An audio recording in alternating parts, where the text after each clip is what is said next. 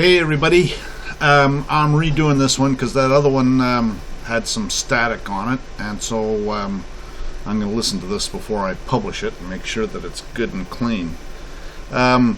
Anyways, this one's on filing judicial complaints in Texas in particular, but every state should be the same. Of course, you're going to have your own judicial council or judicial commissions on state commission on judicial conduct, but I'm sure they'll all have their own website and forms and way of doing it, but it should all be very similar. And the text, again, what you have to do is, I'm going to do it a video. I can't believe that people have such difficulty with this, but I'm going to do a video where, and some states are not as plain and cut and dry as far as what's a crime and what's not a crime, and so I'm going to do a video, pick a couple selected random states and go through their statutes and show you how traffic offenses are not crimes. Okay. But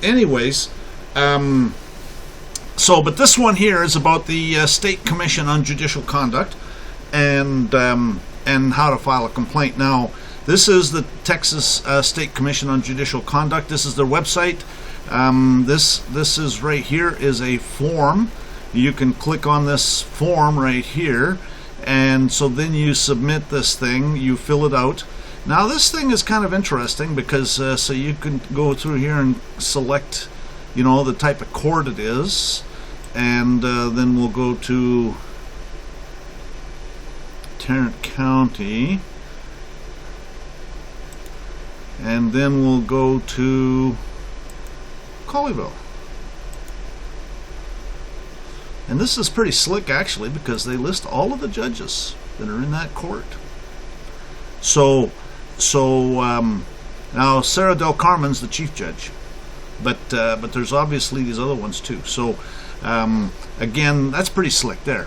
So that's the only thing I noticed about this. The rest of it is pretty well the same stuff. And what will happen is this form doesn't get submitted. What it does is it prints it, and then, because you have to sign it, and then you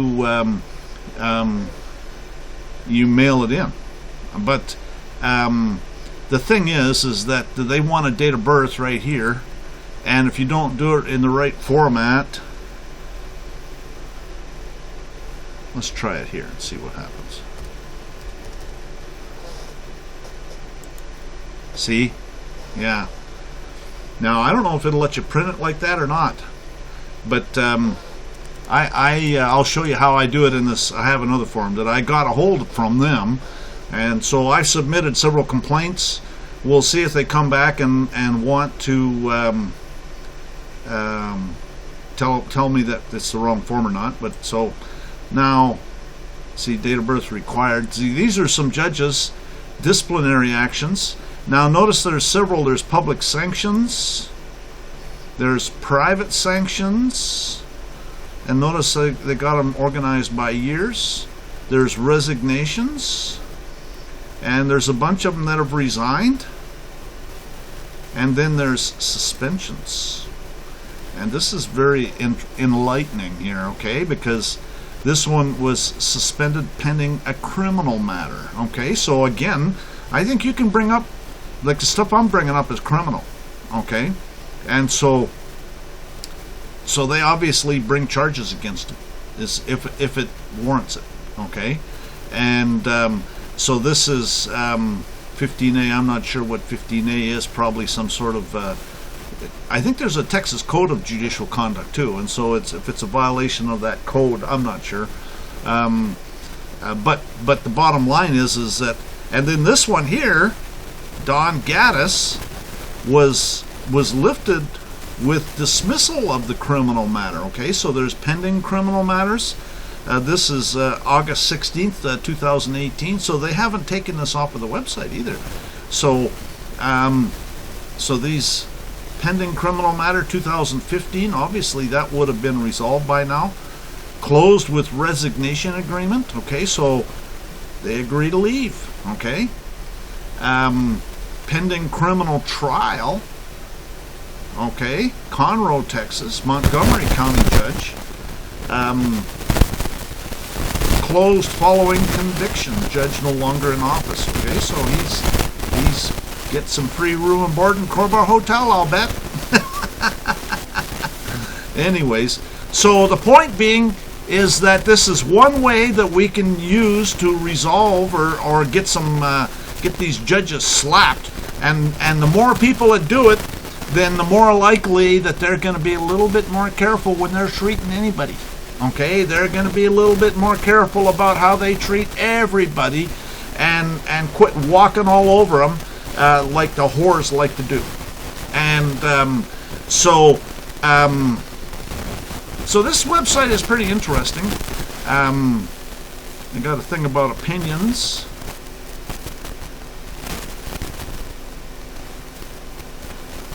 Anyways, I haven't looked around in here too much, but the stuff I like is about the disciplinary actions and the fact that we can get a remedy. Okay, and matter of fact, what I would do, quite frankly, is I'd file a lawsuit. If I saw this stuff going on against the judges that I filed, the next thing that'd happen is there'd be a lawsuit, and I'd bring it up. Anyways, so the form. Let's go to the form now. This is a form that I got from them. This is back, the date on this form is, if you go down here, July 31st, 2009.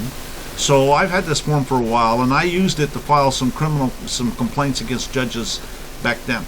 And some of their responses were that I needed to hire a lawyer. Of course, they're going to tell me hire a liar. Or some of their responses were that I should sue them. Some of them actually, they said I should sue them. But anyways, this is in Texas. These forms are going to be available on my Yahoo group, and you'll be able to get them and use these as templates, because all this text is going to be in there, so you can just modify it to fit your situation and use it in Texas to file a complaint against a judge in Texas. Now, if you're not in Texas, obviously I don't have the forms, and so this is the kind of thing you need to look for. But the arguments are all here. Of course, you're going to have to use Texas statutes under martial law, because everything's under martial law, so the statutes, everything has to be defined. Martial law is no law, right? Anyway, so this is where I did the date of birth. Remember I was telling you about that? And see, it's got a pull-down menu where you can actually put that in there. But I said it's hearsay. I finished high school in 1975. It's none of their business what my date of birth is. The only reason they need to know is to make sure that I'm old enough to make a contract. And it's against Sarah Del Carmen and Colleyville Municipal Court. And these are the case numbers, okay, the citation, and I didn't have a liar, and it fails, and then the opposing attorney fails to be a county attorney as required by the Constitution, and because with the state of Texas, because they're saying the state of Texas is the plaintiff, okay? They want to say the state of Texas is the plaintiff, then they better damn well have a county attorney there. Anyways. And they want to know if I want my identity to be kept confidential. Absolutely not. I like to beat in their face. Anyways, and then if you go on here, they got some instructions, and please do not cite case law in your complaint. So I put case law. This is basically this is only a 2-page form, and what you could do is you could basically add more pages. With this, but this is actually plenty, because what it does is it summarizes what's in my criminal complaint, and I attach the criminal complaint.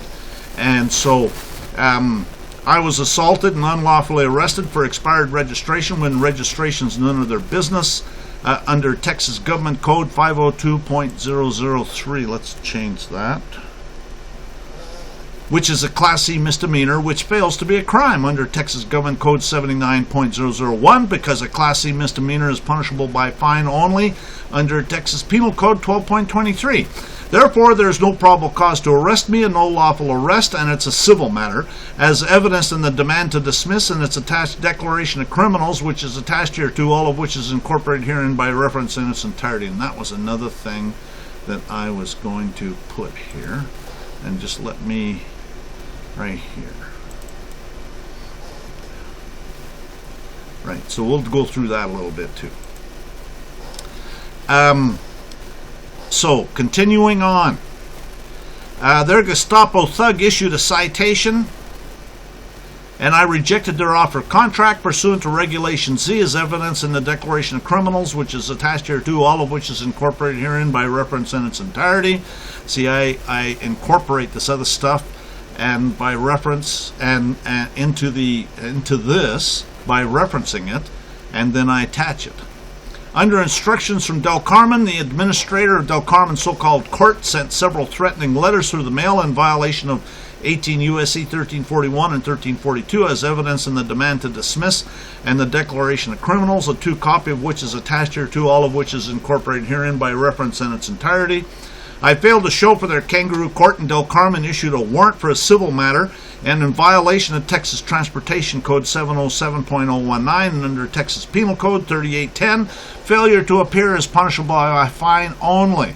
Or she forged my signature to issue a capias, which is a debt instrument, prior to obtaining jurisdiction, prior to holding their show trial, or a conviction in violation of Texas Code of Criminal Procedure 43015, and the capias fails to be a warrant.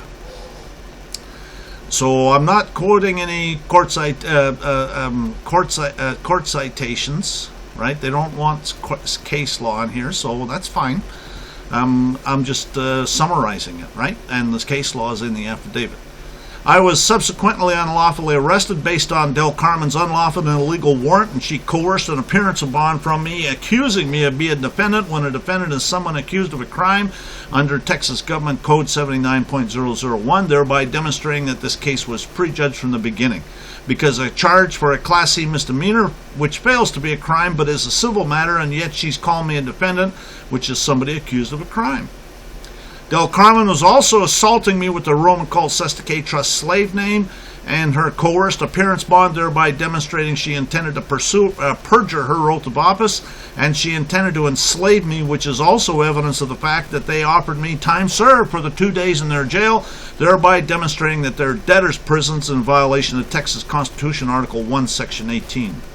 Del Carmen's appearance bond further threatened more of her unlawful and illegal warrants for a civil matter as evidenced in the Declaration of Criminals, a true copy of which is attached here to, all of which is incorporated herein by reference in its entirety, thereby demonstrating that Del Carmen is a bought and paid for clerk masquerading as a judge, impersonating a public servant in violation of Texas Penal Code 3711, pursuing a malicious prosecution, engaging in official oppression in violation of Texas Penal Code 3903, subjecting me to their satanic religious ceremony in violation of 18 U.S.C. 247, subjecting me to the deprivation of my rights and immunities in violation of 18 U.S.C. 242, I notice it's there, 18 U.S.C., and conspiring with her Gestapo thugs to threaten, intimidate, oppress, and injure me in the free exercise of my right to fail to participate in their extortion racket in violation of 18 U.S.C. 241.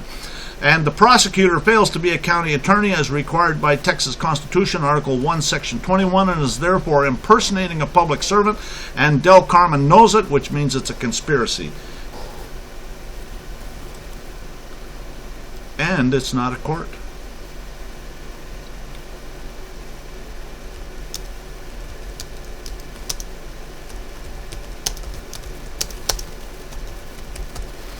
And it fails to be a court.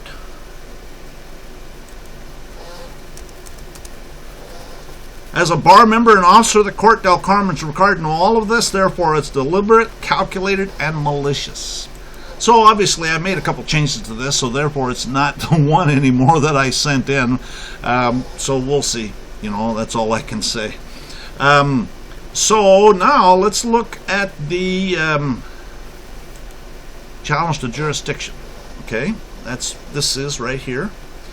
Colleyville, Texas, District of Columbia Municipal Corporation Police Court, and so they're always the state of Texas. So that's a plaintiff in error, and then I'm the defendant in error by special appearance, jurisdictional challenge to the prosecution to the court by special appearance, and a demand to dismiss. And so this is not a motion, and it goes through a bunch of case law about a demand to dismiss, and about well, let's go over it a little bit. Jurisdiction can be challenged at any time. Jurisdiction once challenged cannot be assumed and must be decided. Defense of lack of jurisdiction over subject matter may be raised at any time, even on appeal. Once challenged, jurisdiction cannot be assumed, it must be proved to exist. There is no discretion to ignore lack of jurisdiction. Where jurisdiction is contested, the burden of establishing it rests upon the plaintiff. The burden of proving jurisdiction rests upon the party asserting it. Court must prove on the record all jurisdictional facts related to the jurisdiction asserted. However late this objection to jurisdiction has been made, it may be made in any cause in an inferior or appellate court of the United States. It must be considered and decided before any court can move one step further in the cause, as any movement is necessarily the exercise of jurisdiction. Where a court failed to observe safeguards, it amounts to a denial of due process. Court is deprived of juris. Okay, so that's what happens. Okay, and so that's why what I do is I go through in this thing and I say, hey, you've denied me due process and you've lost subject matter jurisdiction. A universal principle as old as the law is that proceedings of the court without jurisdiction are a nullity, and its judgment therein without effect either on person or property. Court has no jurisdiction to determine its own jurisdiction for a basic issue in any case before a tribunal is its power to act, and a court must have authority to decide that question in the first instance. A departure by the court from those recognized and established requirements of the law, however close apparent adherence to mere form in methods of procedure, which has the effect of depriving one of a constitutional rights, is an excess of jurisdiction. When they deny due process, when they deny you constitutional rights, they lose subject matter jurisdiction. A court cannot confer jurisdiction where none existed. It cannot make a void proceeding valid. It is clear and well established that the law that a void order can be challenged in any court. The burden shifts to the court to prove jurisdiction. Thus, the judicial tribunal has no jurisdiction of the subject matter on which it assumes to act. Its proceedings are absolutely void in the fullest sense of the term. The fact that the petitioner, and look at this is Dillon versus Dillon, that's obviously a divorce case. Okay, so again, it's always about jurisdiction. It's always about due process. Okay, a divorce case, they don't give you due process in a divorce case, and somebody challenged it. The fact that the petitioner was released on a promise to appear before a magistrate for an arraignment, the fact is circumstance to be considered in determining whether in first instance there was a probable cause for arrest. When a judge acts where he or she does not have jurisdiction to act, the judge is engaged in an act or acts of treason. The court cannot confer jurisdiction where none existed and cannot make a void proceeding valid. It is clear and well-established law that a void order can be challenged in any court. Thus, where a judicial tribunal has no jurisdiction on the subject matter on which it assumes to act, its proceedings are absolutely void to the fullest extent of the term. In arriving at our decision in this matter, we do not depart in any way from our holding in Hendling versus Jensen that the doctrine of judicial immunity extends to courts of limited jurisdiction, but when a minor magistrate acts wholly without jurisdiction, civil liability attaches for his malicious and corrupt abuse of process and his willful and malicious oppression of any person under the pretense of acting in his official capacity. It is impossible to prove jurisdiction exists absent a substantial nexus with the state, such as a voluntary subscription to a license. All jurisdictional facts supporting the claim that supposed jurisdiction exists must appear on the record of the court. So, anyway, I go through and show how they denied jurisdiction. The so-called court has denied the defendant an error due process from the beginning, with the interaction with their Gestapo thug Smith and Bruner and his boss, Chief Thug Michael C. Miller, and others as evidence in the Declaration of Criminals. Thug is pigs and persons in government who intend to perjure their oaths, as evidenced by the Declaration of Criminals, which is attached here too. Your Gestapo thugs, Smith and Bruner, under instructions from your chief thug Miller, denied the dependent in error due process because there was no law that says anyone's required to register the vehicle, and that the registration of the dependent in error is none of their business. And this is Texas Texas Transportation Code. A political subdivision of the state may not require an owner of a motor vehicle to register the vehicle, pay a motor vehicle registration fee, or pay an occupation tax or license fee, in other words, a driver's license. Especially in light of the fact that the Certificate of Title Act is for government-owned vehicles. And so, and this is Texas Transportation Code 509.004, applicability of the Certificate of Title Act. This chapter applies to vehicles owned by the state or a political subdivision of the state. So therefore, think about it. When you put the state's plate on your vehicle, you're saying you're a government employee. And all of those codes and rules all apply to government employees. When I was in Arizona, I was at the Supreme Court of Arizona, at the building in downtown Phoenix. They had a really good law library. This was back, probably 20 years ago. But they had a really good law library, and so I used to go down there all the time to do research. And they had a sign there, and it said, you know how they say on the freeways, buckle up, it's the law? Well, at the Supreme Court building, it said, buckle up, state employees, it's the law. Should have took a picture of that. But that's the point. It's the Supreme Court building. They have to be technically correct. And so they can go and throw in all of this hype and innuendo elsewhere, but not at the Supreme Court building.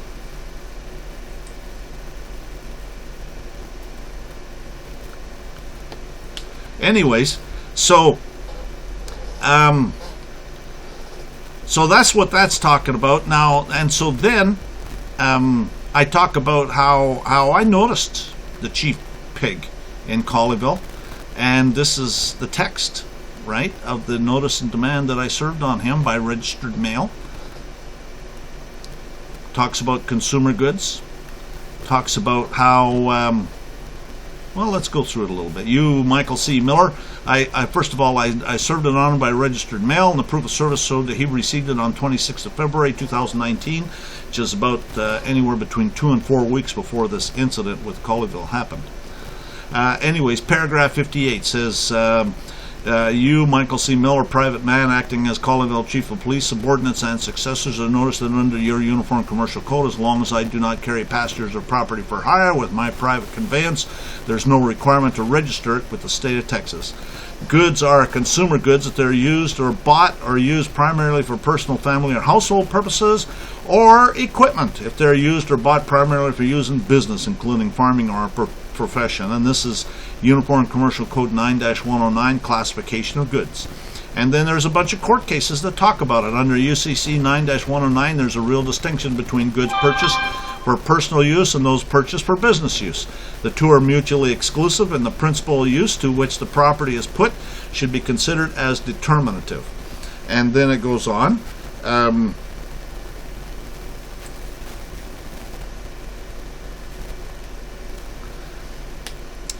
The classification of goods in UCC 9-109 are mutually exclusive.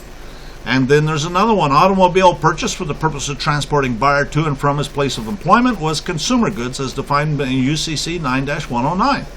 And then the provisions of UCC 2-316 of the Maryland Uniform Commercial Code do not apply to sales of consumer goods, a term which applies to automobiles, whether new or used, that are bought primarily for personal, family, or household purposes. Okay, so again, it's all talking about that it's either consumer goods or it's equipment. If it's equipment that's used for carrying passengers or property for hire, consumer goods is not taxed. A vehicle not used for commercial activity is a consumer goods and is not type of vehicle required to be registered and use tax paid, of which tab is evidence of receipt of the tax. So I don't have to pay the tax, I don't have to register it, and under Texas codes, I don't have to have a driver's license for it either. Thus, self-driven. Matter of fact, insurance companies here in Texas advertise that you can get insurance without a driver's license. Thus, self-driven vehicles are classified according to the use to which they are put, rather than according to the means by which they are propelled. The Supreme Court in Arthur versus Morgan held that carriages were properly classified as household effects, and we see no reason that automobiles should not be similarly disposed of. A soldier's personal automobile is part of his household goods. Okay, so this is for government employees too, and that is a Texas case. The exemptions provided for in Section 1 of the Motor Vehicle Transportation License Act of 1925 in favor of those who solely transport their own property, employees of both, and of those who transport no persons or property for hire or compensation by motor vehicle, have been determined to be, in the Bacon Service Corporation case, to be lawful exemptions. And this one's kind of interesting, because in favor of those who solely transport their own property or employees, or both, and of those who transport no persons or property for hire or compensation by motor vehicle, have been determined in the Bacon Service Corporation to be lawful exemptions. So in other words, a company could have a company bus, and the only time they use it is to carry company employees, and they wouldn't have to register it.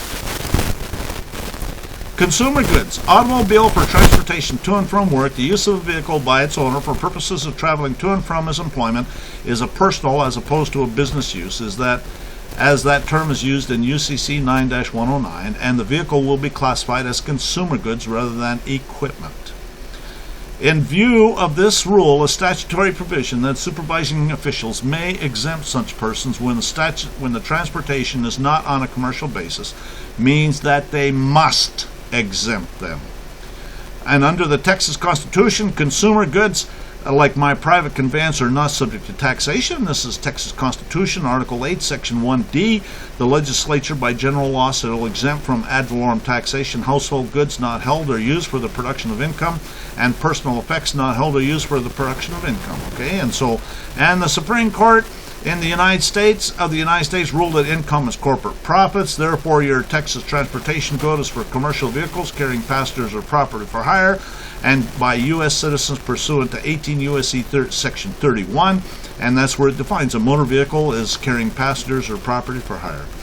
Anyways, all of this is in there, and so I just basically go through and show how they're.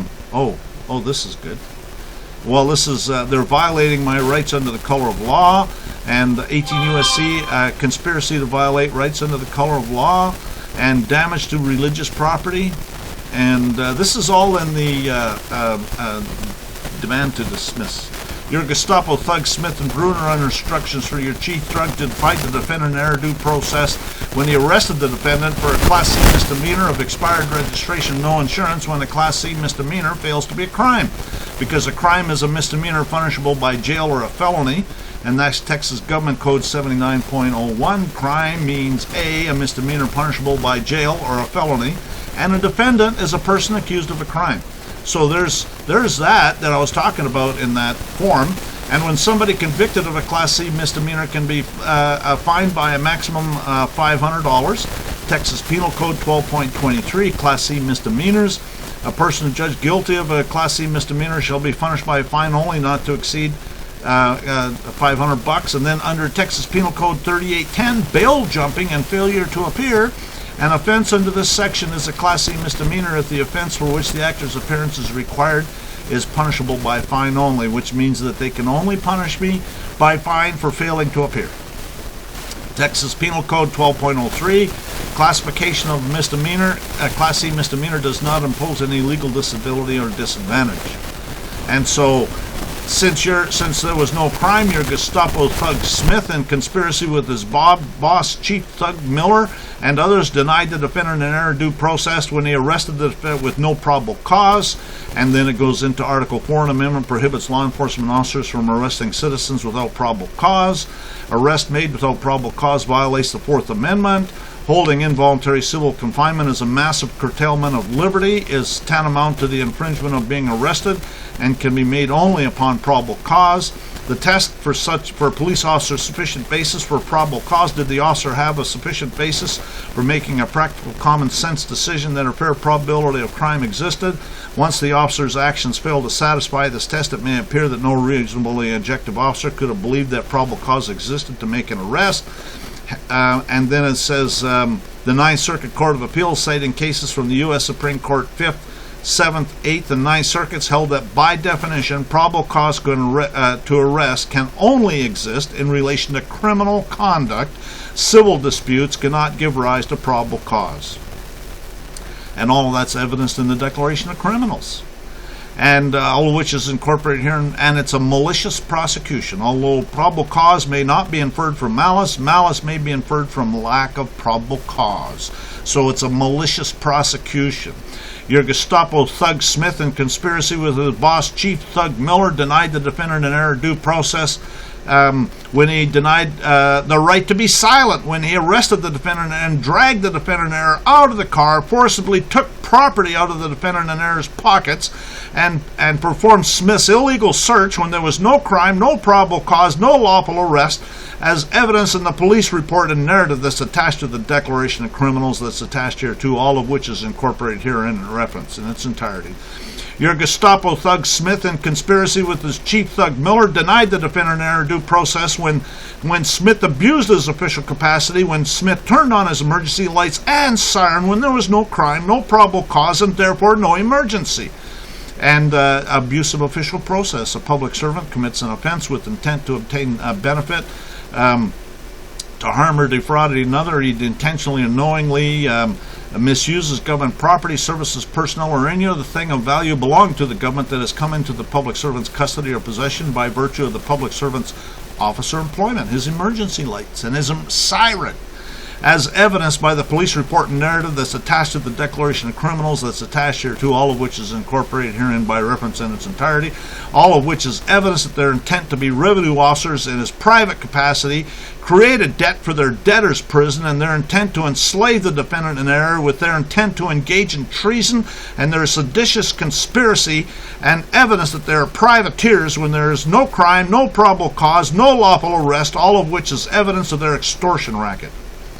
Your Gestapo thug Smith, in conspiracy with his boss, Chief Thug Miller, denied the defendant an error due process when Smith engaged in official oppression by arresting the defendant in error and kidnapped the defendant in error, as evidence in the police reports that are attached here to the Declaration of Criminals that's attached here to, all of which is incorporated herein by reference in its entirety, all of which is evidence that they intend of their intent to create a debt for their debtor's prison, their intent to enslave the defendant in error, and their intent to engage in treason and seditious conspiracy.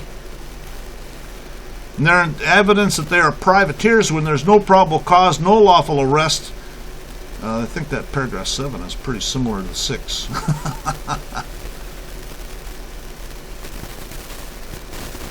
So is 8.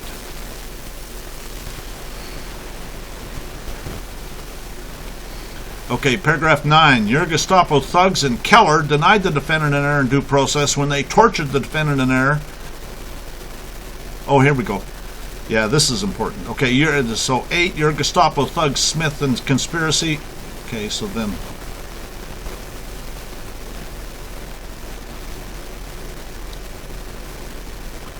right.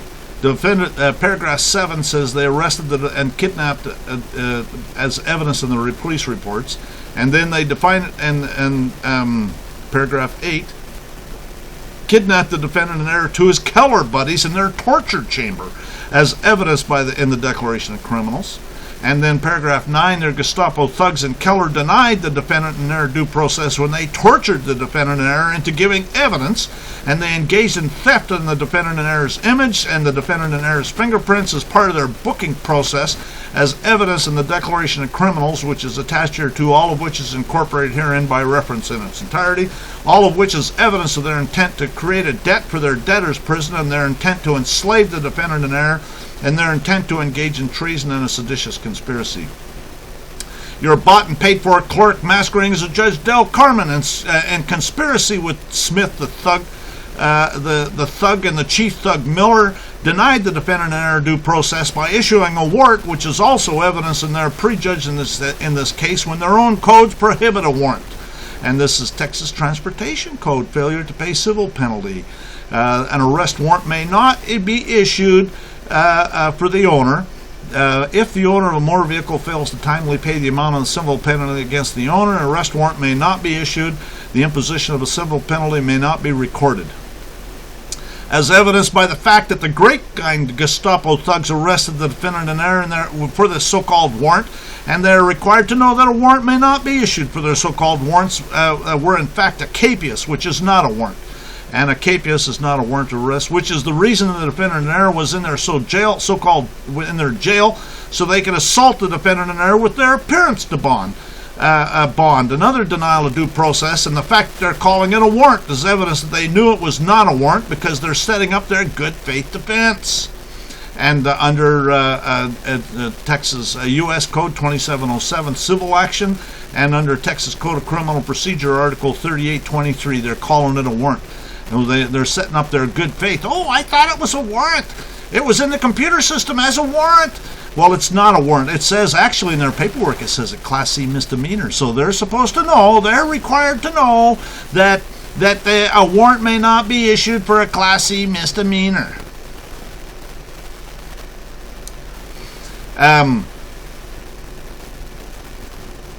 So anyways, this thing is like 49 pages long, so it kind of tears it apart.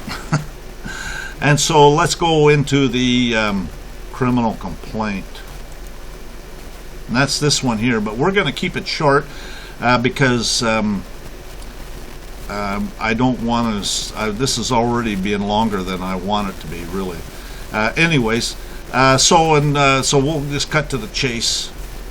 It's well established the Union Army invaded Texas in 1862 and put Texas under martial law, and it's got Article 1 of the Libre Code. Martial law is the immediate and direct effect and consequence of occupation and conquest, and the presence of a hostile army proclaims its martial law. And then the only way the martial law ends is by specific mention in a treaty of peace or by special proclamation in the commander-in-chief. Martial law does not cease during the hostile occupation except by special proclamation ordered by the commander-in-chief or by special mention in the treaty of peace concluding the war. That's Article 2.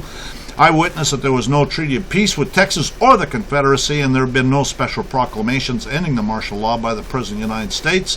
Therefore, martial law continues to this day. I witness that martial law affects chiefly the police, therefore all police are military police. Martial law affects chiefly, this is Article 10 of the Libre Code.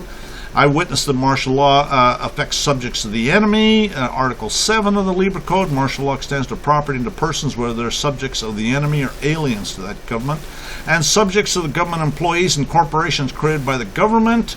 And this is McCullough versus Maryland, 1819. All subjects over which the sovereign power of the state extends are objects of taxation. And those over which it does not extend are exempt from taxation. This proposition may be pronounced as self-evident. It's obvious.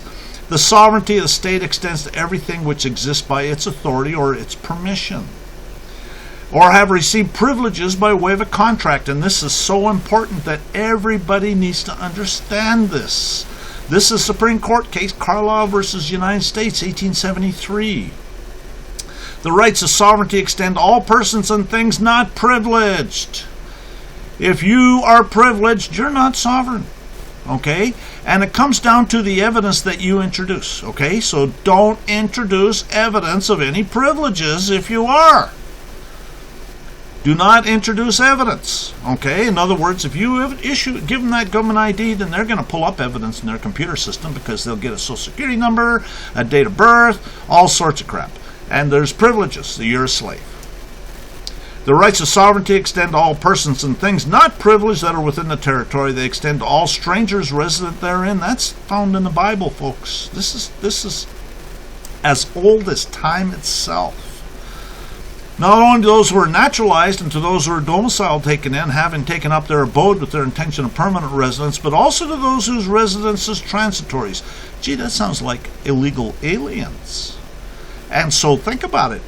Why do you think they had to give away all these freebies to these so-called illegal aliens?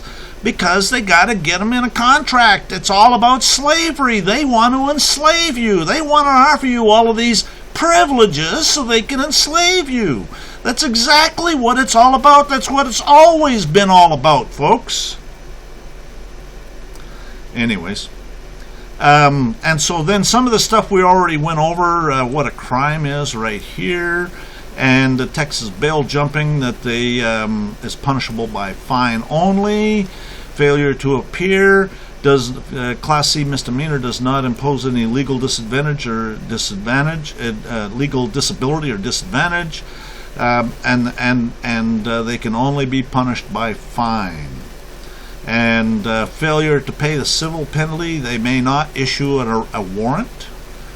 And so then it goes into what happened, and these hired thugs like to tell you, oh, you're not being arrested, this is being detained. Well, don't give me that crap. It's an arrest. A motorist stopped by a traffic officer for a track offense would be arrested even if the motorist was not specifically informed that he had been arrested. Any restraint, however slight, upon another's liberty to come and go as one please constitutes an arrest. So don't give me that crap. And so then it talks about probable cause. We've already talked about that. It talks about abuse of official capacity. We've already talked about that. This is one thing that these low intelligence thugs like to use against you, is this failure to identify. And I actually have made up a laminated sheet with this stuff on it too, because there's one called probable cause and there's one called a kangaroo court survival. So those are available. If you buy them I sell them separately for $10 a piece, but if you want to buy them with some plates or something else, then, make me an offer. Anyways, a person commits an offense if he intentionally refuses to give his name, residence, address, date of birth to a peace officer who has lawfully arrested the person and requested the information. Well, first of all, if that code enforcer is arresting you for expired registration, okay, or speeding, okay, he's not a peace officer. Okay, a peace officer is arresting you for a breach of the peace. Okay, he's a law enforcement officer, and that's two different things. Okay, and he's lawfully arrested you. He's got to have probable cause, and if he's arresting you for a Class C misdemeanor, there's no probable cause, and so is no lawful arrest. You don't have to give him anything, and I'd tell him that. Okay. And this is, again, it comes down to you're not required to register your motor vehicle. That's consistent with the Uniform Commercial Code. This is Texas Transportation Code 502.003 that we already talked about. These are the Uniform Commercial Code citations that we already talked about. And this is the Texas constitutional stuff that we already talked about. And this is official oppression. And I don't think we've covered this one yet. So let's cover it. A public servant acting under the color of his office or employment commits an offense if he intentionally subjects another to mistreatment or arrest, detention, search, seizure, dispossession. He intentionally denies or impedes another in the exercise or enjoyment of any right, privilege, power, immunity, knowing his conduct to be unlawful. For this purpose of this section, a public servant acts under the color of office or employment if he purports to act in official capacity. Okay, well, that's what these cops were doing. They're in their military uniforms, but they're not acting in their official capacity because there was no breach of the peace. Okay, and so they were acting in their private capacity as revenue officers, and this is what the lawsuit's going to say. And official oppression, that's already in there. Malice, we already talked about that. Although probable cause may not be inferred from malice, malice may be inferred from lack of probable cause. If they had no probable cause, then it's malicious. And this is 18 U.S.C. 241 and 242. Impersonating a public servant. This one's a good one. A person commits an offense if he impersonates a public servant with intent to induce another to submit to his pretended official authority or to rely on his pretended official acts. Knowingly purports to exercise any function of a public servant or a public office, including that of a judge in court. Okay? So when they deny due process, he's not a judge and it's not a court. And the position or office through which he purports to exercise a function of a public servant or public office has no lawful existence under the constitutional laws of the state or the United States. Okay, and all of that would be true. If he's denying due process, then he's not a court. It's not a court. He's not a judge. There are nothing but thieves. He's impersonating. And this is conspiracy to violate rights under the color of law. That's when two or more conspire together to do it. And this is, okay, we already talked about that, failure to pay the civil penalty. Simulating a legal process. And this is official oppression. We already talked about that. Mail fraud. We talked about that. Privateering. Privateer is a vessel owned and operated by private persons but authorized by a nation on certain conditions to damage the commerce of the enemy by acts of piracy. A sailor is also a sailor on such a vessel. Privateering is international law. Well, they're attacking you, they're assaulting you with international law for sure, okay? There's cases that talk about it. The practice of arming private-owned merchant ships for the purpose of attacking enemy trading ships. Before the practice was outlawed, it's supposed to have been outlawed, but they're all privateers. That's exactly what they are. And this is capias, right? In this chapter, capias means a writ that is issued by a court having jurisdiction of a case after judgment and sentence. Okay, and that's really important, okay, because first of all, they have to get jurisdiction. I was in their jail, and I told the judge wanted to enter a not guilty plea, and I told him, you're not entering a plea for me. I don't give you permission. And by the time that was done, he said, you're going to have to show up on this day and enter a plea. And so again, you got to stand your ground and tell him that he's not entering a plea. And because it's a quasi-contract, okay, that's what they're assaulting you with. A sumpsit in its origin and action, a tort, a sumpsit transported into action, a contract becomes afterward a remedy, which is neither tort nor contract, based first upon an express promise, was afterward supported upon an implied promise, even upon a fictitious promise. Yeah, right, a quasi-contract. They're going to assault me with one of their quasi-contracts. Introduced as a special manifestation of the action of the case, has soon acquired the dignity of debt. Dignity of a distinct form of action was superseded. Debt became concurrent with account. Notice these are all commercial terms. Case upon a bailment, a warranty, bills of exchange, and competed with equity in the case of essentially equitable quasi-contracts. Both in Roman and English law, there are certain obligations which were not in truth contractual, which the law treats as if they were. They were contractual in law, but in fact being the subject of a fictitious extension of the sphere of contract to cover obligations which do not in reality fall within it. It's a well-settled rule of law who seeks the benefit of contract also assumes the burdens. Voluntary acceptance of benefit of transaction is equivalent to consent of all obligations arising from it, so long as the facts are known or ought to be known to the person accepting. A quasi-contractual action presupposes acceptance and retention of a benefit by one party with full appreciation of the facts under circumstances making it inequitable for him to retain the benefit without payment of its reasonable value. They're assaulting you with their quasi-contracts. But they have to assault you with the legal fiction, okay? They gotta establish that Roman cult Satanic trust. Quasi-contracts are based solely upon a legal fictional law. And so that's why they got to assault you with their Roman cult Satanic trust. And so I go into that too. Anyways, I think this covers the important nuggets in this case. And so all of these documents are going to be available in the files directory in the Yahoo group, and you can modify them to suit your situation. In Texas, they're going to be like, it's basically a cookie cutter, but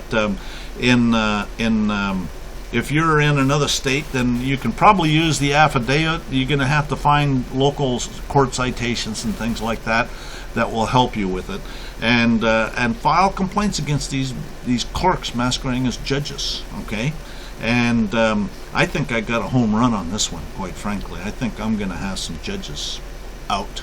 I think that I'm not even sure I want to show up for these kangaroo courts, but I might show up for one or two. We'll see.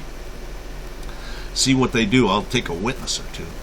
Anyways, I suppose that's about it. We need to we need to take care of this, and the more judicial complaints, there's a story that, I used to work in Toronto for Bombardier for about a year and a half, and the people there told me about a case where they used to have photo radar in Toronto.